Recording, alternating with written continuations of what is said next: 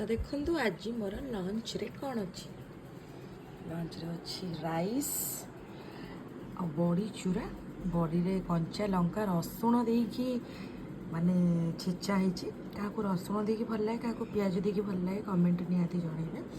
देसी काकुड़ी I love काकुड़ी झुडंग आलू कषी बोईतालू भजा होती ये मोर फेवरेट।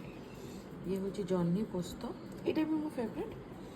आ पुटल तरकारी एमती बेसिकाली मत पुटल तरकारी पसंद नुह किंतु नुआ नुआ जिते बाहरी थाए पुटल ताको तरकारी कले मत बहुत भल लगे कहीं आउ तार जो मंजी थी तो आहरी चार चार बड़ बड़ मंजी जोटा काड़ कड़ कड़ कड़ कर थो।